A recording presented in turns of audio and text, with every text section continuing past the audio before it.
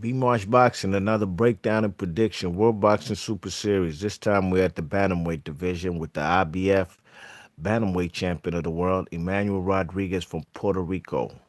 His record is 19 and 0 with 12 KOs. Reach and height advantage. He's at 5'6" with a 66-inch height advantage. And he's going to be facing the monster Naoya Inoue from Japan, who is, I believe, the WBA regular champion or something. He got a kind of minor lower tier belt. WBA World Bantamweight title, not the Super Bantamweight title, and not Super Bantamweight as in 122. You know how the WBA do. If you don't, go look at their history. Naoya Inoue from Japan, 17 and 0, 15 KOs, 5'5", shorter guy than the man Emmanuel Rodriguez, but he has a longer reach, 67.5-inch reach. It's going to be a good fight. I do believe this fight will be more competitive than Ivan Baranchek versus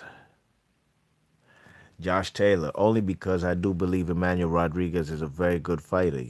Emmanuel Rodriguez got a nice skill set. You know what I'm saying? That fight he had versus Jason Maloney, he barely got by Jason Maloney, but Jason Maloney came to fight. Jason Maloney ain't come to lay down. You know what I'm saying? Man from Australia, he had no losses. He was undefeated coming into this fight.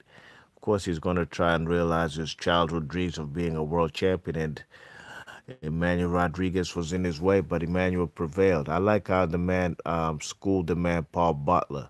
He dropped him twice in round one, and the fight where the man became the IBF bantamweight champion of the world when he beat Paul Butler. Okay, so I've only seen him fight versus Paul Butler and Jason Maloney, and I think I pretty much have a gist of what Emmanuel Rodriguez does. He has nice hand speed. I think he might have quicker hands than the man Inoue. Inoue is definitely more heavy-handed. You know what I'm saying? But I do believe he has a faster hand speed, those vicious body shots as well. You know what I'm saying? He's the kind of guy who uses. He's the kind of guy who can throw 5 or 6 combinations in one go. You know what I'm saying? He's a guy who uses his jab, those right and left hooks to the body, those overhand rights, straight right hands, left and right hooks.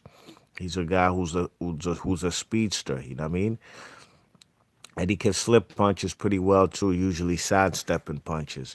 And we're gonna see if he's gonna have to if he can avoid Naoya Inui's heavy-handed shots. You know what I mean? Naoya Inoue is a very heavy-handed fighter, man. I'd hate to get in the ring with that guy if I was anybody else besides the champion, Emmanuel Rodriguez. He should be actually salivating at this opportunity to knock off one of the best pound for pound fighters in the world. And Naoya Inoue, what is he, a 3 division champion? 2 or 3?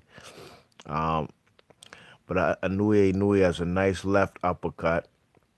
His defensive skills is very underrated. He likes to bang to the body. Those vicious uppercuts to the body, uppercuts to the head, left hooks to the liver, you know what I'm saying? He stays at a distance and he can use his legs to get out the way of punches, you know what I mean? The man Rodriguez usually sidesteps. The man Naoya Inoue can basically back up, and while you're throwing punches, he's just moving and waiting to counter, looking for opportunities to catch you. You know what I'm saying? I do believe the man Naui does have better head movement, but like I said before, Manuel Rodriguez definitely has a faster hand speed. Naoya Inoue to me is not so much of a combination puncher. He's a guy who's very economical with his punches. He waits for the best punches, waits for a guy to open up and looks for an opening, sets a trap, using his head movement. Then they'll catch with a flush right hand or left hook to the body. You know what I'm saying? But Naoya Inoue is a talent, and I do believe this fight will go a little longer than his previous fights been going. Guys like Gavin McDonald and Juan Carlos Payano, who's been getting starched out in one round. You know what I mean? I do believe Emmanuel Rodriguez will be a formidable opponent. Actually, this guy Naoya Inoue is the opponent. Rodriguez is the champion. But it's real difficult to beat this guy Naoya Inoue right now. You know what I mean? Emmanuel Rodriguez has a shot. I haven't looked at the odds to see how much he's favored to win by.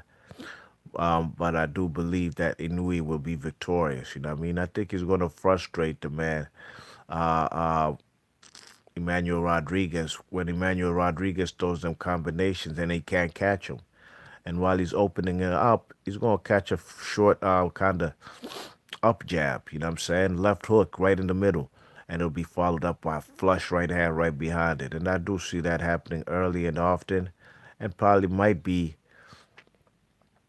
the stopper. What stops the man, Emmanuel Rodriguez? I do believe this fight's probably going to go, I'd probably say 9 to 10 rounds. But I think accumulation from Naoya Inoue, you know what I'm saying? Landing the heavier handed shots, making Emmanuel Rodriguez miss a lot of shots with his head movement and backing up on his defense, you know what I'm saying? Keeping that high guard up. You know, he always got his right hand up like a telephone, you know what I mean? And he's going to catch the man and he'll probably stop him in the 9th or 10th round. So I do believe that we'll have two new champions coming from this World Boxing Super Series, both of them IBF belts.